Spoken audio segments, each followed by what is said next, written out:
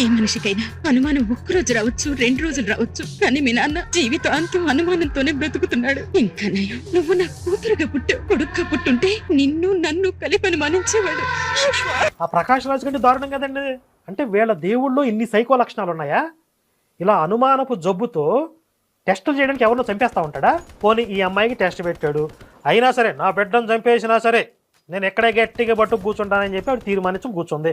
అబ్బా ఎంత గొప్ప విశ్వాసవి అని మెచ్చుకున్నాడు. మరి చచ్చిపోయిన బిడ్డని తిరిగి తీసుకొచ్చాడా? రాలేదు కదా. చచ్చిపోయిన అమ్మాయి తిరిగి రాలేదు కదా. ఎందుకు చంపేశాడు మరి? ఇప్పుడు ఆ అమ్మాయి పైకి వెళ్ళి వీళ్ళ దేవుడిని నన్ను ఎందుకు చంపావు అని అడిగింది అనుకో, మీ అమ్మను పరీక్షించడానికి నిన్ను చంపాను అన్నాడు అనుకో, ఆ అమ్మాయి మొహం మీద చూసి నువ్వేం దేవుడివిరా, మా అమ్మను పరీక్షించడానికి నన్ను చంపడం ఏందిరా, నా జీవితం ఎందుకు ముగిసిపోవాలి అర్ధాంతరంగా, నాకు పెళ్లి చేసుకోవాలి, పిల్లల్ని కనాలి, ఒక మాతృత్వం అంటే ఏంటో తెలుసుకోవాలి, పరిపూర్ణమైన జీవితాన్ని నేను అనుభవించాలి అని నాకు ఉంటుంది. నాకు అవకాశం లేకుండా నేనేం తప్పు చేశానని చెప్పి నన్ను చంపి